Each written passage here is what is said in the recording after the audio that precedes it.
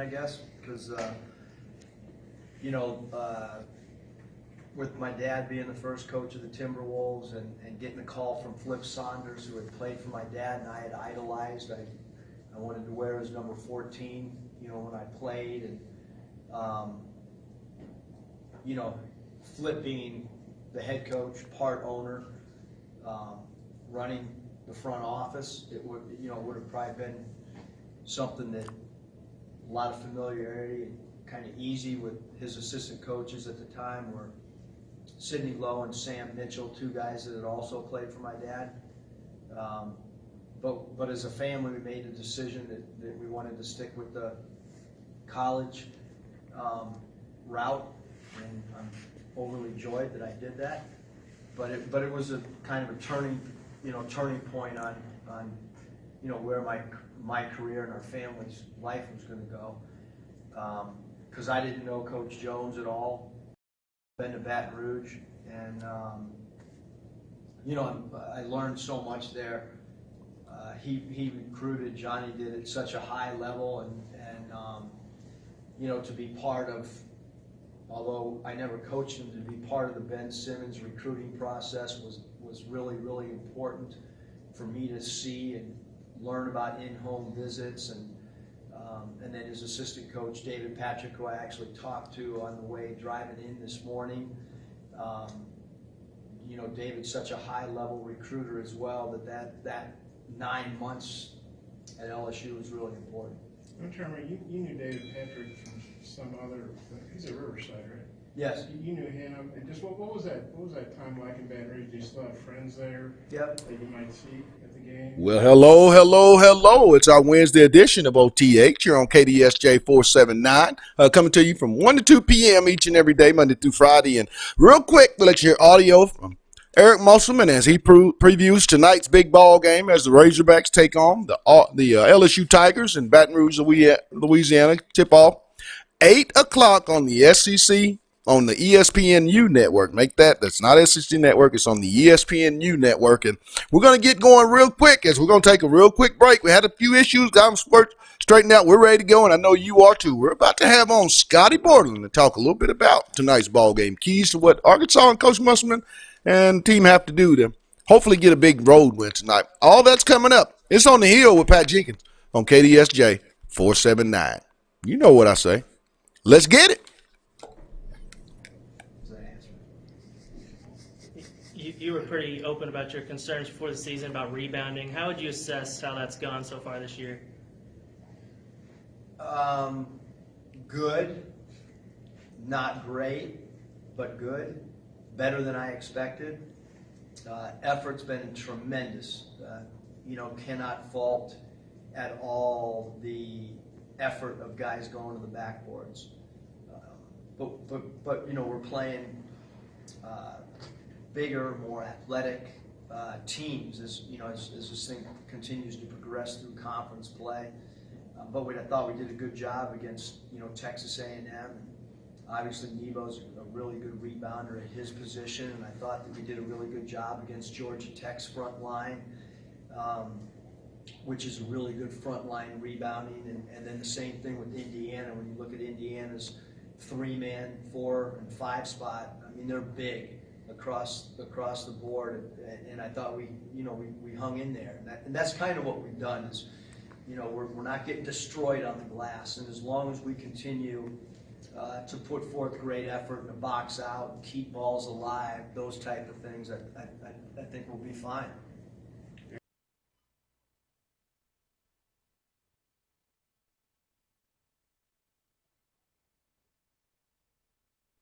Welcome back. It's our Wednesday edition of On the Hill Sports Talk Radio, coming to you here on KDSJ 479. And real quick, before we get to one of the guys that I know, the Must Bus, I want to give a shout out to our sponsors, Lindsay and Associates, Locomotion, Corey Beck's Custom Painting, and KDK's Chicken.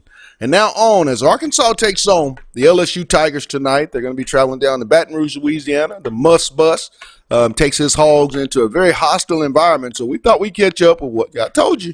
The man with the plan and the one that knows all, Scotty Borland of the Arkansas Dim Gas. Scotty, welcome to the Hill, my man, for 2020. I appreciate it. It's good to be back with you guys. We met with Coach Muss yesterday, and Eric, feels pretty good about his ball club 13 games in. Heading into tonight's ball game, what are some of the things that you're going to be looking for in particular when that ball's tipped off tonight at 8 p.m.?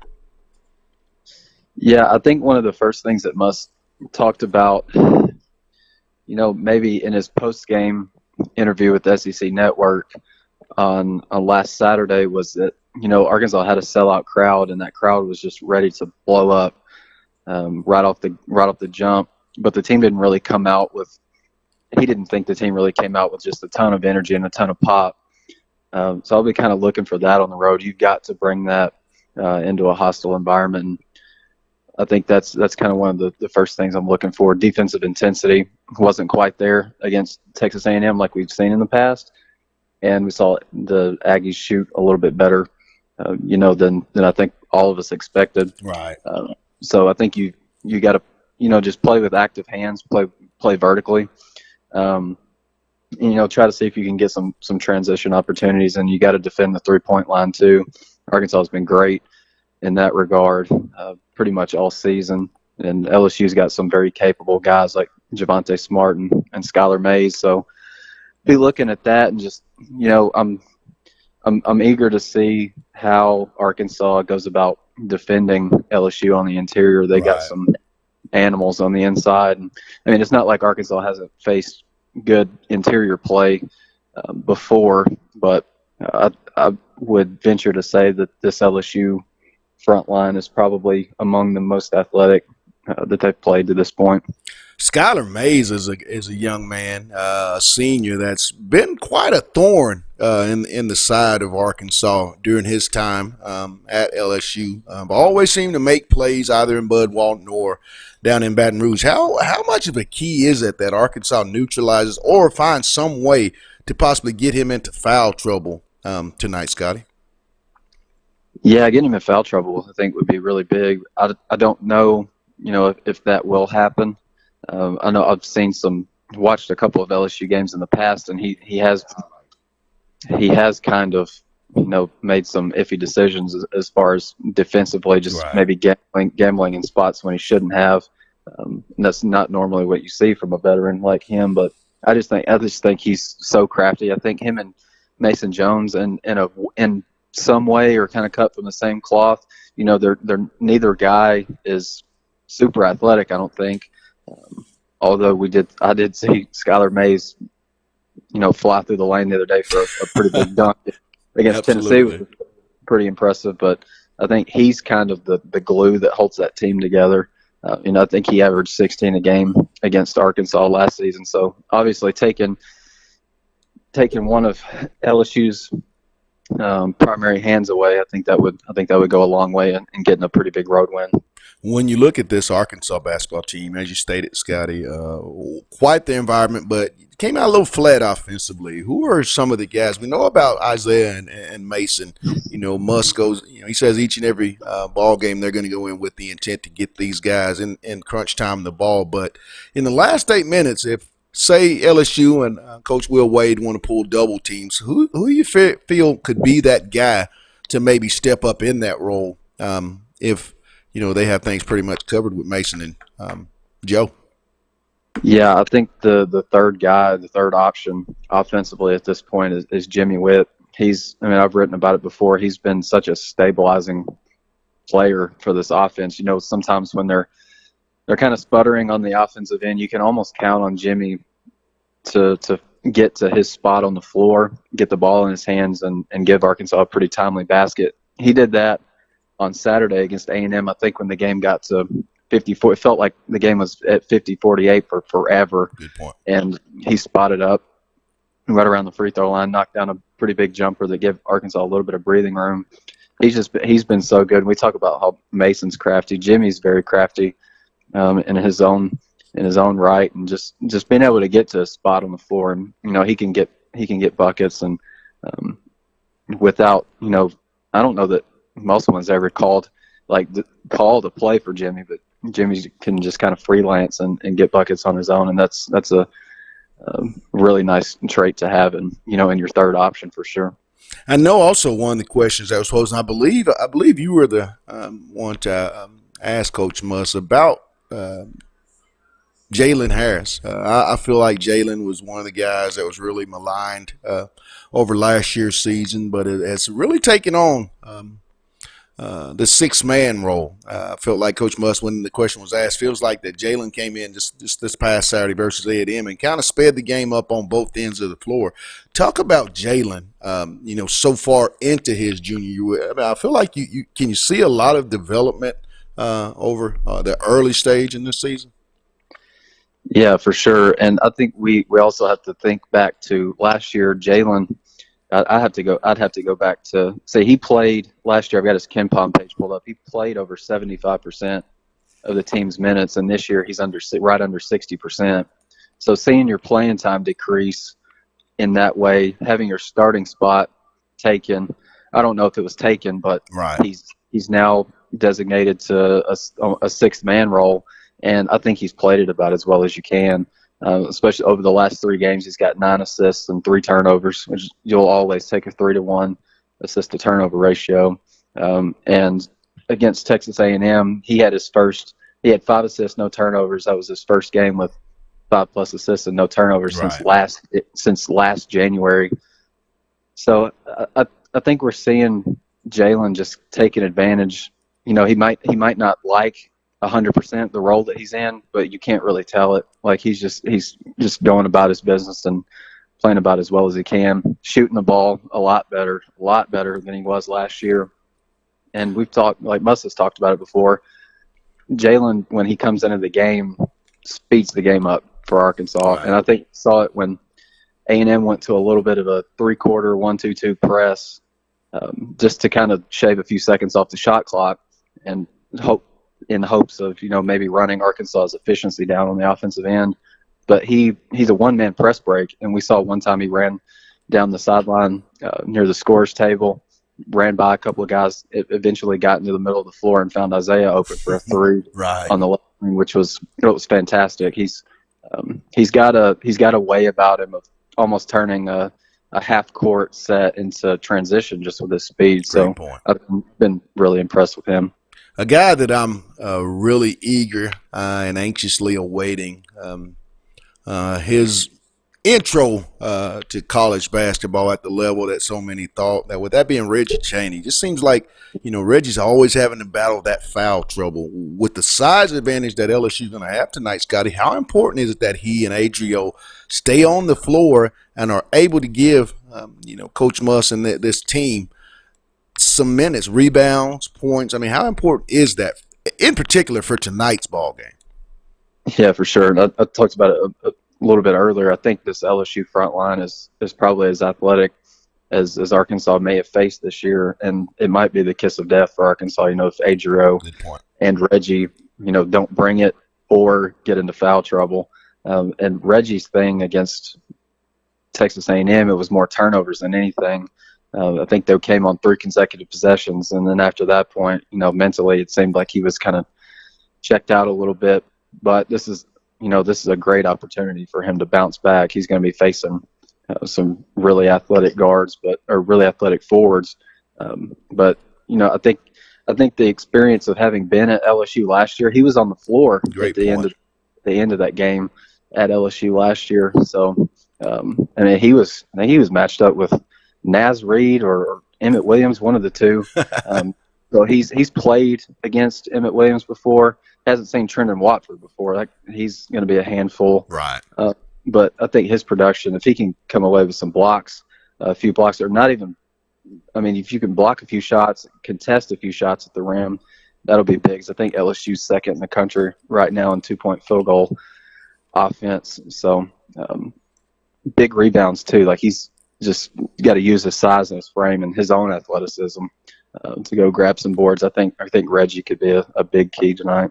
Talking with Scotty Bordelin of the Arkansas Dem Gas, covers all Razorback hoops for us here on OTH, and we got about a minute and a half left in this segment, Scotty. And I want you to give me your offensive play. Well, give me your X factor player of tonight's ball game, and who's going to win this game when all is said and done. Yeah, my X factor, I think for Arkansas, I think is going to be Mason Jones. I wrote about him yesterday. He's on his best, most consistent run that he's been on since he got to Arkansas. He scored in double figures in 4 straight games for the first time since he joined the Razorbacks. And I think you can just see the confidence that he's playing with. He's hit big shot after big shot. 2 late threes against Valpo in that comeback win. Right. Did the same thing in Indiana. Those are just some cold-blooded shots. He's doing a lot of other things well, too, leading the team in rebounding, assists, and steals, too. He's been very well-rounded. I want to see if he can carry that into arguably Arkansas's biggest game to this point. If he plays well, that obviously opens up a lot for others like Jimmy and Isaiah, too. So looking for him to just lead this team on the road. And he had a big moment there last year, so I don't feel like he'll go into this game uncomfortable by any means. As far as like a game prediction, I think LSU's a 5-point favorite, Right. and I think that might be how it plays out. I wonder how Arkansas is going to defend Javonte Smart, because that kid he's a walking bucket. So we'll see how it goes, and I think Javonte Smart might be in for a good night. Well, Scotty, as always, love having you on. It's basketball season, so we get you once or twice a week, and I know our listeners really enjoy having you on as well as myself. But as always, thanks for taking time out on the Hill, Scott. Yeah, you bet. Thanks for having me. All right.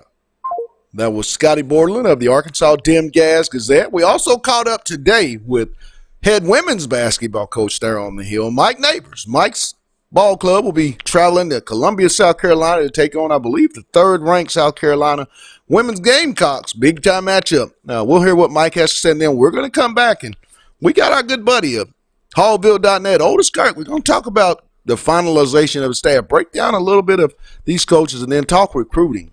That's the name of the game. It's On the Hill with Pat Jenkins on KDSJ 479. Back in a moment.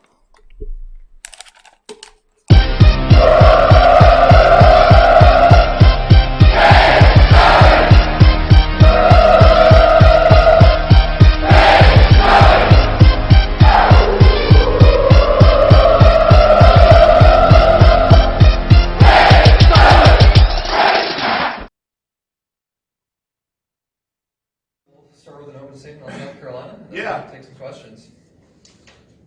Present numerous challenges, too many to cover in one press conference.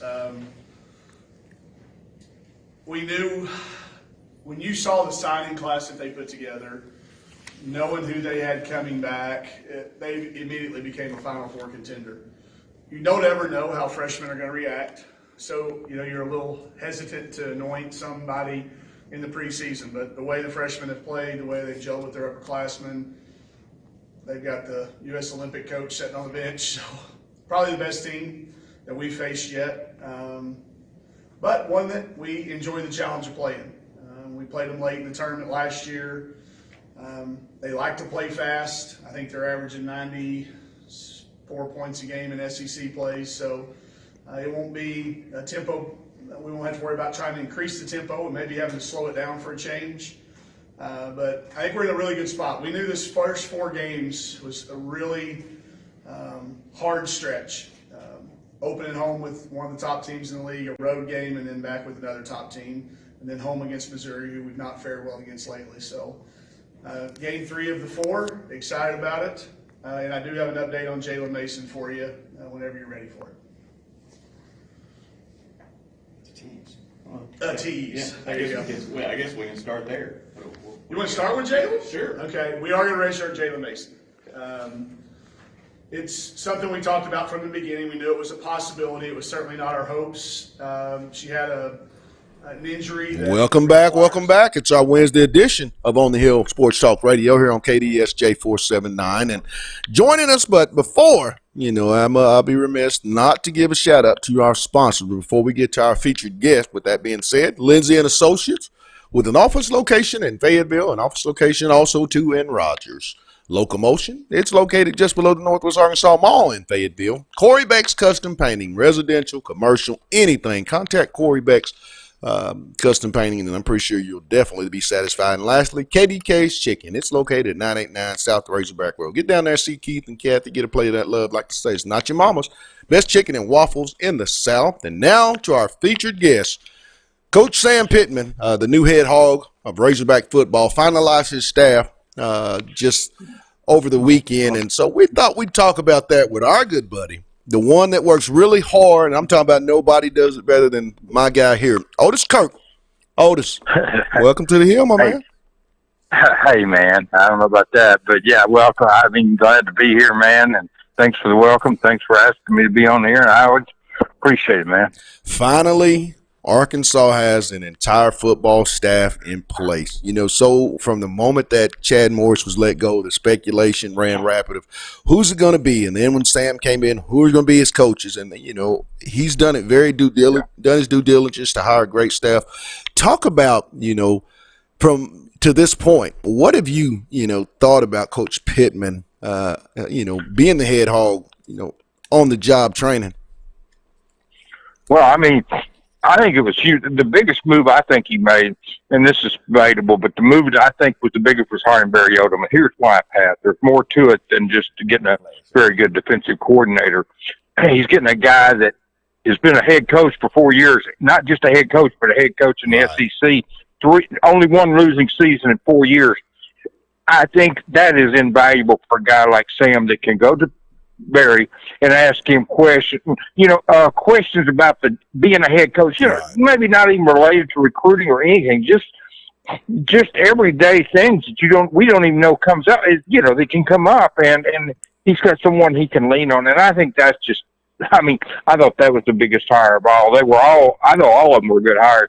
I thought that was really good that's one of the reasons. I mean, he's a very good defensive coach too.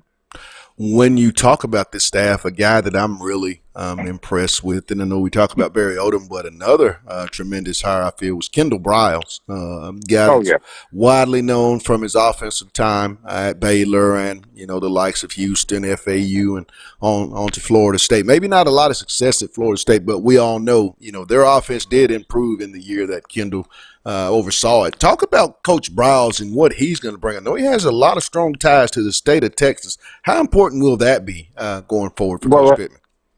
That's huge. It's important to recruit Texas. I think Kendall Briles, I mean, honestly, I think Sam may have hired the two best coordinators out there. It's Kendall Briles and Barry Odom. I mean, you can make an argument that was the best offensive coordinator available and the best defensive coordinator available, and he got both of them. I think it's amazing. I mean, Kendall Briles, you know, people looked at the bowl game, and some of them stayed disappointed, but he didn't have his tail back that game. Right. There were some of the players skipped the bowl game because of the pro draft coming up, and they didn't want to risk an injury in basically a meaningless bowl game. But I mean, that was big in that game. But I mean, he's a very good hire, Pat, and we know what kind of recruiting ties to Texas. I mean, that pays him big dividends, and not just that, he's got a good reputation with quarterbacks. Right. And we can say that about Malik Hornsby being from Texas and a quarterback, 4-star quarterback, and that's Kendall Briles right there, right in the middle of that recruiting. Right. So I mean, if he can land Malik, that would be huge news. I mean, what I've been impressed with Briles and Sam, every quarterback that comes up is a dual threat. Right. They have said they want to run that type of offense, but so did the previous head coach, and then he goes and recruits pro-style passers. It's like, come on, man. I mean, if you want to run a dual threat, which I think is by far the best offense. I mean, I've had defensive line coaches tell me, I hate dual threat quarterbacks because it breaks you down, man. I mean, it puts you in a bind, and and they hate to finish what they meant. They really hate, but what I'm saying.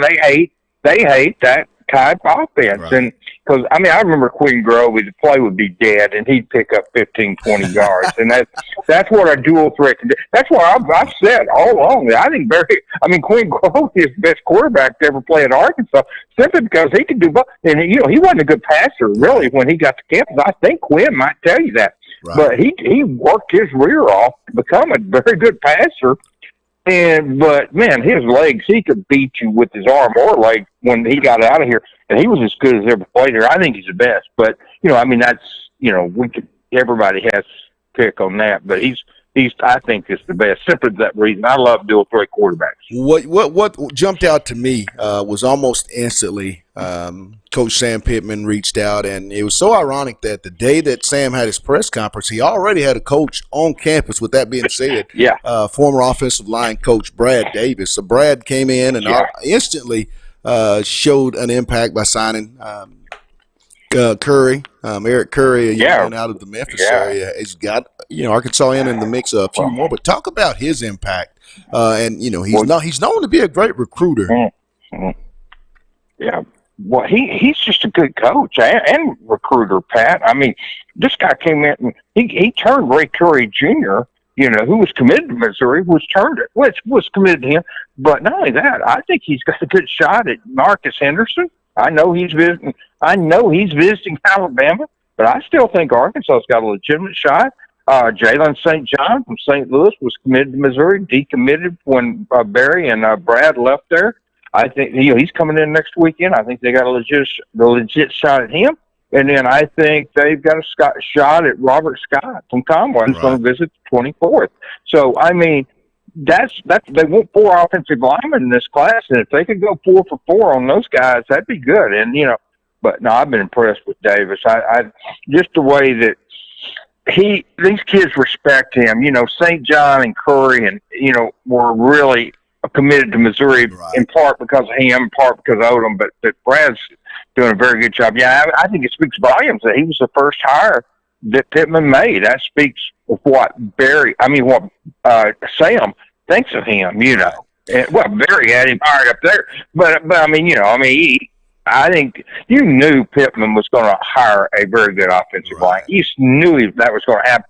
And, he got him for the only coach that's making over assistant coach besides the coordinators that's making over $500,000. He's making $550. Kind of like mine and your salary, Pat. Which, to stay on that, I think one of the more surprising, but what I think is going to be a hire that will bode real well going forward, and we'll look back on this particular hire and really appreciate Sam Pittman. And that, with that being said, Jimmy Smith being brought in as the running backs coach, well known throughout the Atlanta area, as he was an athletic director, big time coach at probably the best program in the state. Talk about that hire, and we're already starting to kind of see through early offers since he's been named, that impact of him being on staff in that state. Oh, I think Jimmy Smith. I think Jimmy was the sleeper hire. I tell you, there's two coaches I love that maybe didn't get the pub that some of the others did, Pat. That's Jimmy Smith and Sam Carter. Right. I think those two guys they're young, they're energetic, they've got a lot of energy. They hit the ground running on this. Yeah, I think those were great. I think Jimmy's going to be a very good hire at running back coach. I mean, Georgia State, people don't understand. They beat Tennessee. They beat Army. They beat Arkansas State. Scored a lot of points, 50-something points on Arkansas State. They scored 27 to lose in effort against Appalachian State. And Georgia State made a bowl game. Right. And, Jimmy's recruiting ties in that state. He's got so many ties in that Atlanta and that Georgia area. And, it's evidenced by the Georgia kids that's visiting coming up. And I know part of that's Sam, part of it's, Scott Fountain. I mean, they've got a lot of Georgia ties on this staff now. But Jimmy Smith's got extensive ties with those high school coaches. And one thing about it, it's kind of like Rion Rhodes, the linebacker coach. High school coaches love to see one of theirs make it, and I'm talking about and it's the same way with JUCO coaches. You remember when you and I and Brett went to see Butler County play over at Miami, Oklahoma years ago. I think we saw Rudy Johnson play that night, and some others. I think Sam Reed was on that field as well. Yeah, there was. I think that's who we actually went to see. But then Rudy Johnson, Daniel Cobb, there was a bunch of them told helped steal the show. No, there was a lot of talent on the field that night. And NEO had some too. But Arkansas hired James Sheebass, and he did well in the Kansas JUCO, and that's similar hire here with the linebacker coach. So no, I think Sam got guys that can go back and recruit the areas they came from and do a good job. And listen, recruiting Georgia, high schools, Atlanta area and all that, that's important. Recruiting the Jayhawk Conference in Kansas, I still love that conference. I get up. This was the first year I haven't gotten up there to see a game in a long time. I've always gone up there to see various games. I think I made 3 to see him at Gooden play a couple of years ago. But, yeah, and I think I did. I made 3 trips to Independence, including the spring game. But, no, I mean, you got Art Green coming in, not this next weekend, but the following weekend from Hutchinson. So, yeah, I mean, you're seeing a lot of smart hires by Sam Pittman. Man, I'm tongue-tied here. Good hires by Sam Pittman. Right. So I like this staff. I don't think he made a questionable hire, to be honest with you. I think they're all very good. One guy I want to really talk about, and, it's another kind of a whoa hire when you heard it be announced, that being Derek LeBlanc, defensive line coach that was previously at Kentucky. Sam was able to poach him from the Wildcats and bring him to Arkansas. And it's widely known that, Derek had quite the freshman class that's going to be making its way to Lexington on that defensive line. Talk about, that hire. And he, too, has Louisiana ties, being from Browbridge, Louisiana, and a former, Northwestern State football player. Talk about his ties and just his impact that he's going to have. Well, it's going to be a big impact because Louisiana is an important state to recruit. Defensive linemen are obviously, you can't get too many of those kids. But here's the deal with Derek is Sam went against him each year, that he was at Georgia. Right. He goes against this guy when he was at Kentucky. And he saw the defensive end linebacker that got drafted in the first round, right. He took guys that maybe weren't highly 4- and 5-star kids and made them play great. Kentucky had a great defensive line each year. No, you can go down every name on this list, Pat, and it's the same thing. It's positive hires. Right. It just is. He's got ties to Louisiana. He got a lot of recruiting ties. Every coach, we talked about the linebacker coach, got ties to JUCO in Kansas, got Jimmy Smith, Atlanta. Browse, you said Texas, Odom, obviously Missouri, Carter to Missouri, other places. It's just a who's who of Justin Stepp's got. All Justin Stepp did last year was go out and sign the number 1 wide receiver class in America. That's nothing. Which leads to the next question, Otis, recruiting. There's a big weekend coming up. Who are some of the visitors that will be making their way to the Hill, either on the 17th, 24th, or the 31st, that maybe you're going to keep a close eye on, and maybe Arkansas has a real high shot at signing these young men? Well, I tell you what, Ebony Jackson's committed to Maryland. I think he's a running back from Georgia that Arkansas can get. Kelvonte Dixon, I saw him play in the state championship game down at Carthage, had 3 touchdown catches. Right. I think Texas may be the team to beat there, even though he was committed to Arkansas. But Xavion Williams from Marshall, Texas, will be back in next weekend, was committed at one time. I think keeping step proved to be big. Absolutely. With him. I think that may be the determining factor, one of the determining factors there. Alan Horse is a tight end. Maybe hard to get him. He was close to Lunny and Traylor. Right. He's got Texas, San Antonio, and Maryland after Arkansas. But Arkansas can show him. They've got 2 scholarship tight ends. They've got to have a tight end. Jalen St. John, we've talked about. He'll be here next weekend. Jaqueline McGee, the defensive end, is committed to Arkansas. Eric Thomas is a sleeper. Out of Florida, kid that can really rush the passer. He had 7 sacks and 2 All-Star games, 4.5 in one and 2.5 in the other one. Jashad Stewart, I'm telling you, Jashad Stewart may be the most underrated recruit in America. This kid, all he does, turn on the film and watch him just for yourself. Right. Ja'Cory Turner will be here, a linebacker out of Atlanta, another kid that can make a big impact.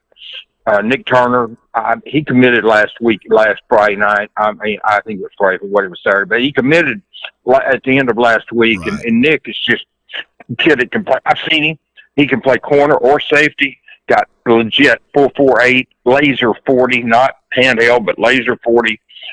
Love him. Kerry Johnson is a cornerback from up in Connecticut that came down, and then Rashad Battle is a big safe cornerback out of Georgia, and he is the guy 6'2", 6'3", about 185 pounds. He's what you need when you do bump coverage on those big receivers you face in the SEC, Pat. He can jam some of them at the line. He can jam them. He's big. Well, Otis, I always love having you on, man. You know, we're going to continue on and continue to talk recruiting as it just continues. I mean, you work around the clock. When I was talking to you earlier today, and I believe you was on it. And, you know, like I said, you're the best in the business, my man. But, you know, and it's a blessing to have you on. But thanks for taking time out on the hill with us today.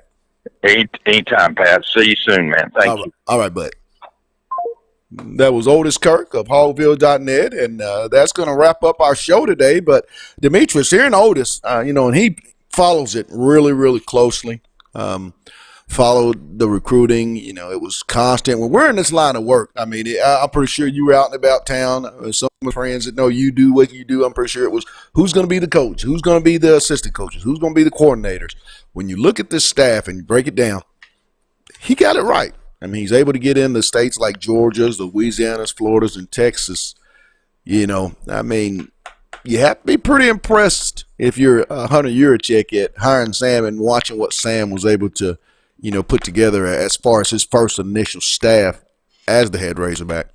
For sure. I'm not going to, you know, hype the staff up as if they're the best staff to ever come to Arkansas, but I think, you know, Sam Pittman has a great understanding of the landscape of the SEC, and I think he went and got coaches that could attract to what he has and could bring something to the table. So I think he has a very balanced coaching staff. I think he has, like I said yesterday, a good mixture of young coaches that can relate to the younger guys and aren't too far removed from football. Then you have older head guys that really have that resume and that respect amongst SEC coaches and outside the SEC coaches, and some in the NFL. So, you know, I really like the staff that they brought. You know, you mentioned it, you know, before we even hired Chad, that Arkansas was going to have to pay to play. You know, a lot of people took that as paying players, but you said no.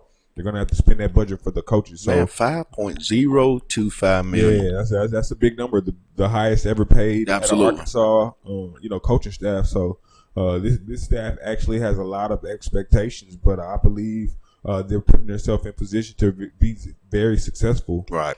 You know, I don't think they're going to come out with an SEC championship in the first 3 years or anything like that, but I think you're going to see a great jump from, you know, year 2 to 3 once these guys really get their footprint in their culture established here at Arkansas. I mean, they offered a lot of kids from Florida, Georgia. I mean, it just seems like when I was on my social media, my timeline was just it was a different kid from one of those 3 states, you know, announcing that he'd been offered by their staff. And it just goes to show, you know, Sam said it in his opening press conference that they may not get a lot of the 5 stars, but you can definitely almost bet your bottom dollar that they will be offering, and those kids will be reporting offers 4 or 5 stars. Doesn't matter if you're going to be a baller. And Reggie said it on one. You know, if you're going to be a baller, he's going to come and get you. And I think that's what this staff is built on: a bunch of tenacious recruiters. Because, you know, Sam also said he learned how to recruit at Georgia like you're on steroids. It's a 24-hour a day nonstop job that you have to be on the nation's elite, and I think this staff is going to do